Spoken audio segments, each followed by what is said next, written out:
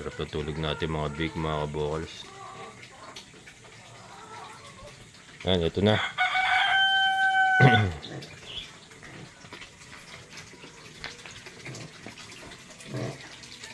Nasa labas lahat oh. Nasa labas lahat. Ayan.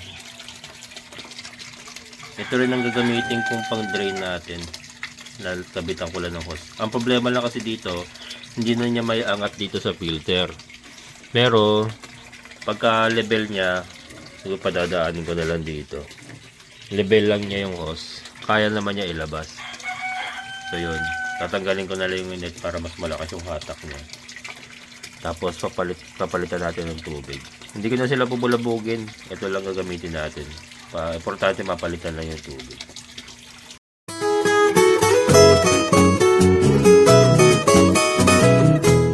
Good morning mga kabokals. Yan, so kagabi nga pinakita ko yung update natin sa ulang. Magpapalit tayo ng tubig ngayon. Tingnan muna natin kung ano, kamusta ba sila. Ating mga big, sarap ng tulog oh. Sarap ng tulog.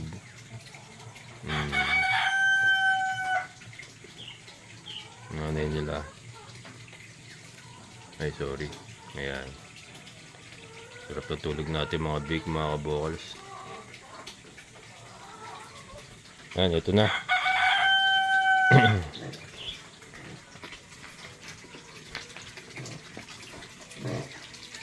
Nasa labas lahat oh. Nasa labas lahat. Ayan. Ito rin ang gagamitin kong pang drain natin. Naltabitan ko lang ng hose. Ang problema lang kasi dito, hindi na niya may angat dito sa filter. Pero pagka level niya, siguro padadaanin ko na lang dito. Level lang niya yung hose. Kaya naman niya ilabas. So yun, tatanggalin ko na lang yung net para mas malakas yung hatak niya. Tapos papalitan natin ng tubig. Hindi ko na sila bubulabugin. Ito lang gagamitin natin. Importante mapalitan lang yung tubig. Ayan mga kabokals. So far wala namang patay. Wala na namamatay mga kabokals. Sana mapalaki na natin sila at masubukan natin mapalaki. Maganda rin tong ganito nangyari mga kabokals.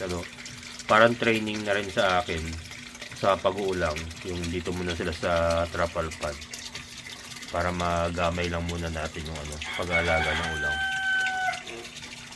Mamaya maghukay ako, try ko maghukay ng bulate dun sa ilalim ng mga kambingan. Para may bulate ako nakakita rin sa ilalim ng kulungan ni Dagul. Kasi intermis na basa yun. Try natin bigyan ng bulate mamaya gabi. Sa gabi binibigay yun kasi sa gabi sila active sa kumakain. Balikan natin.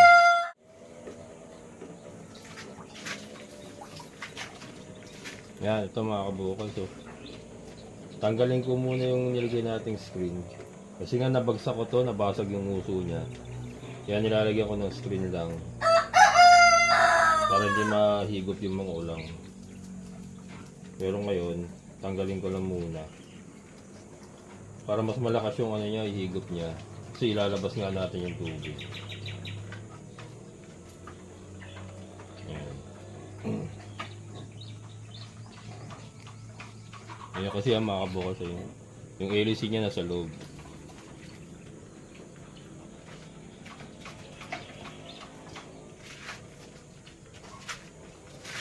So ito, kapit natin dito.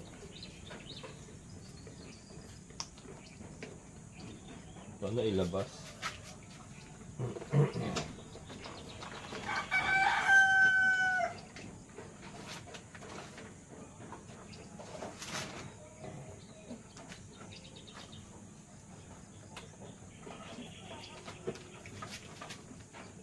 Yun. Yan mga kabukas oh. Nasahod ko para pandilig mamaya. Sayang. Mahalaga ang tubig ngayon. Ayan. Tingnan natin baka may mahigop na ulang. Kaya ano, ayaw kong bulabugin kasi maglalabasan. Yan. Kailangan may usog, tika lang.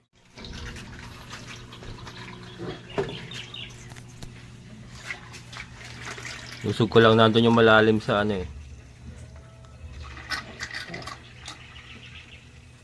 Yan. Nandiyan kasi malalim eh.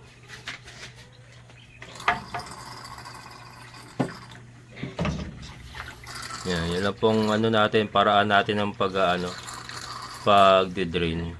Tapos mamaya nadagdag tayo ng tubig naman. Kailan muna nating ma-drain ng konti.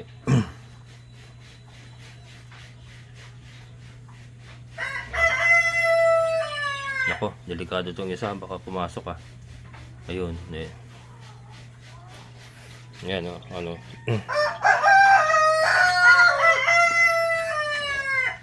nag-ipon na ako ng isang ganyan din uli na malinis para pamalit naman. Yun eh, babaldihin ko na lang. Babaldihin na lang natin. Yan. Patay lang natin kasi baka may mahigop ba. Baka may mahigop. Patay yun, sigurado. Elis yun, nasa loob na yun eh. Hindi na natin matatanggal itong yung mga smudges na yun, hindi na natin matatanggal. Pero importante mapalitan natin yung tubig. Ayan. Kita nyo ba mga kabukals yan? Sorry. Medyo madilim.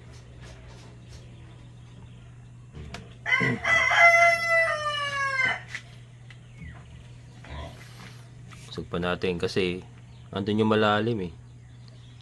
Ba't pala may ko dito sa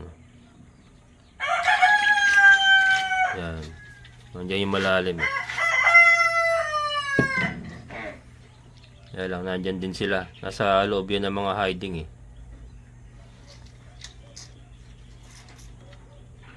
Yun. At least nagagamit pa rin natin. Kahit nabasag yung uso mga kabokals, nagagamit pa rin. Lakas niya talaga kung wala siyang wala siyang net. Mahihigop niya talaga.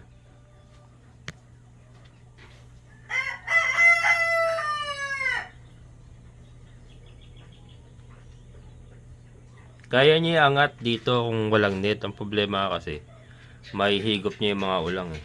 Kasi nabasag nga yung uso. So wala na yung niya, yung parang pinaka stopper niya para hindi siya makahigop ng mga isda saka ng mga yan katulad niya ulang.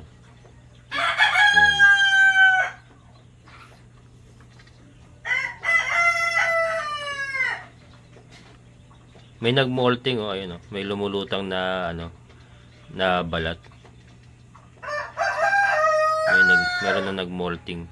Molting yan, hindi naman patayan kasi kung patayan dapat may kasama laman. Balat lang eh. Ayan, ako nakikita nyo sa tabi ng motor. Balat lang siya. Ayan. Parang nagagamay ko na ng konti yung pag-alaga ng ulang. So sa ngayon nga, ito palit-palit lang na muna ng ng tubig tayo. Baka hindi na natin ibalik ito sa aquaponics. Plano ko magawa na lang ng isang maliit na pan. Tapos gagawa natin sila ng sarili nilang aquaponics. Hindi na sila isasama sa manok, parang ganun. Tingnan natin mga kabukas. Pero sa ngayon dito lang muna sila sa trapal pan. Ayusin ko tong trapal pan na to. Bibili ako ng ng trapal talaga na yung tolda. Tapos ipoporma ko na dito. Kung ano yung sukat nitong kulungan ng baboy, ganun ang magiging nila. Ganun ang magiging kalawan nila. Ayan na. Nakakaisang na tayo. Dumi na rin pala Dumi na rin pala mga kabukals. Ano to? Parang uod. Ba't ganon? Trisha! Nganak na ka? Mga anak na ka? Next week yan mga kabukas, mga anak na yan si Trisha. Galit na rin ng mga dede niyan. Nganak na kao. Ang anak na kao.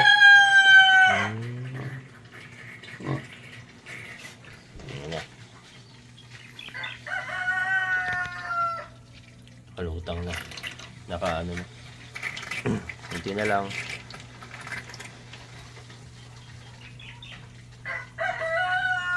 Tago kayo, tago. Tago kayo. Baka mahigop eh. Tago. Ito delikado, baka makapunta ron eh. Nasa labas eh. Yung iba kasi nasa loob ng hiding eh. Ang laki na oh. Ang laki na.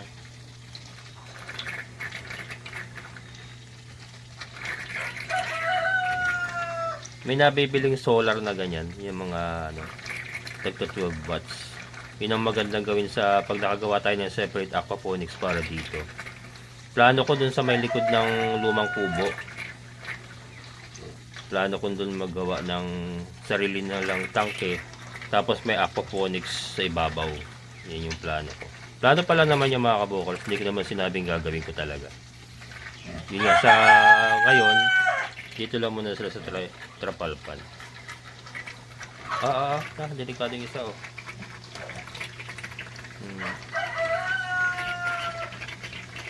Dahil pumipitik naman siya pag alam niyang nahihigop siya. Pumipitik. Ayan. Ayan mga kabukol, salasula ng tubig.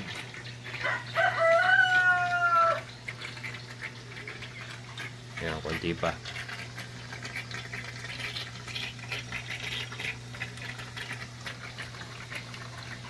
Konti pa. At least hindi natin sila nabulabog. Less stress na rin pagka ganyan. Mahirap kasi yung huhulihin pa natin sila isa-isa. Tapos isasalin sa timba or batya. Tapos ibabalik na naman. Stressful kasi yun pagka ano. Maganda na yung ganito na dinidrain na lang natin.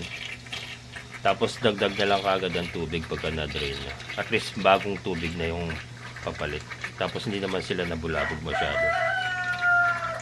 Ayan.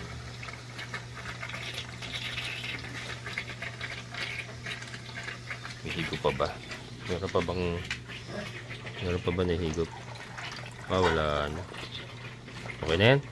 Palit tayo tubig mga kabokals.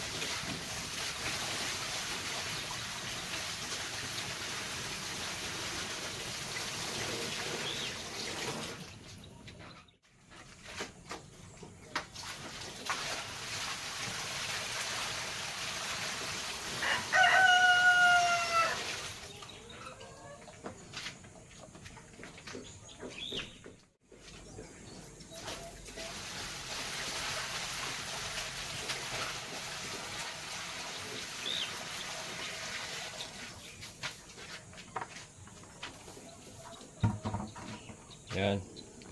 Ayan na mga kabokals. So, babalik na lang natin yung screen dito sa motor. Ayan na mga kabokals. Bagong palit na yung ating tubig ng ulang.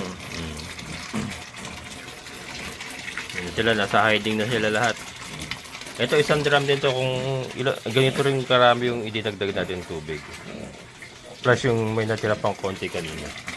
Kaya mga kabokals, hanggang dyan na lang kasi kaya niya iangat ng tubig o kaya hindi na kayang ikarga dito sa ating filter. Kaya hindi na natin magamit yung filter. Hanggang dyan na lang yung kaya niya iangat. Kasi nga nasira yung uso. Ayan. At least nag-circulate yung tubig. Palitan natin na maayos yan. Lalo na pag naayos ko na ito. palitan natin ng ano para ma-filter natin yung tubig. Yan. So yan, looking good yung ating mga ulang. Asa na sila? Ayan, tatago na. Natataguan na. Pero yan, napalitan na natin yung tubig. And then ito, ididilig natin sa mga saging. Yan, dinilig natin sa ano, ayun, yung unang balde. Hindi pala naka-play kanina, pero ayan, naidilig ko na dito sa lakatan natin, saka doon. Yan. Tirahin ko nga ulit. Ito yung avocado natin eh. Hirap din eh, oh. Ito yung ating avocado. Ito yung mga ano natin. Turdan. Yan, kasama na yung ano, yung nyug. Katabi niya eh. Hirap din yung ating mga turdan, no?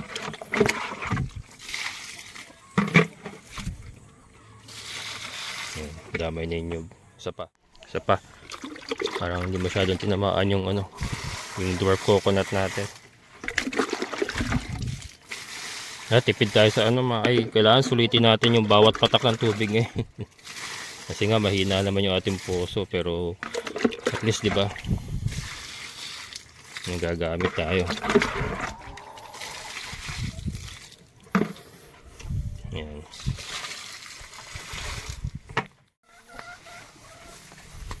Yung isang nyug natin dito alas buhay pa kaya ito? Para namatay na. Are you still alive? Parang namatay na mga kabukals yung isang nyug natin. Dwarf coconut yan.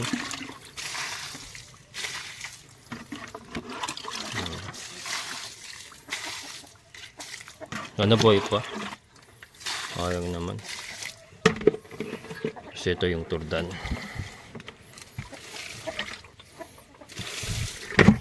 Yun, tapon pa. Ayan. Boy pa yan. May green pa yun. Ito muna. Isa nating nyug. Ito kasi yung kailangan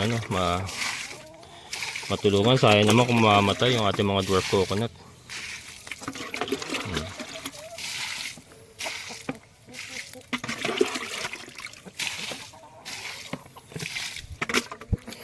Isa pa rito eh. Hindi umabot sa isang dwarf coconut, pero medyo okay naman siya. Yan. Susunod na lang. At least natulungan natin yung iba.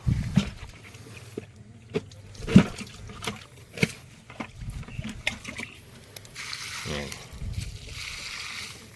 Malaking tulong na rin yan. Yan. So yan mga kabukals, mag-harvest pa ako ng Madre de Agua para sa ating mga baboy ngayon. Pero yun, at least napalitan na natin pang 5 araw ngayon eh. Hindi, apat na araw natin hindi napalitan. So ngayon pang 5 dapat kung hindi natin napalitan. Buti yung ating mangga, maganda ang tubo. Ayan. So yung ating mga saging dito, okay naman. Dito kasi sa baba dito, medyo moist pang ilalim yan eh. Kaya medyo maganda yung tubo pa ng ating Cavendish. Ayan. May bunga yung ating mulberry. Yan, maliliit. Yan. So yan mga kabukals, napalitan na natin ng tubig ang ating mga ulang, and then naidilig natin kahit papaano yung tubig na nakuha natin. So hindi na sayang. Yan, tuloy-tuloy lang ang trabaho dito sa ating munting alagaan. Shoutout kay Ate Ninfa. Ito. Pag naubos na yung mga Madre de Agua dito na ako sa labas, sa lote niya uli. And then siguro papasadahan ko ng grass cutter yan. Habang manipis pa yung damo, pasadahan ko na kagad ang grass cutter. Yan. Tiyaga lang mga kabukals, tiyaga. Wala naman tayong ibang gagawin kundi magtiyaga. And syempre manalangin tayo sa ating Panginoon para makaraos tayo sa araw-araw. Ayan.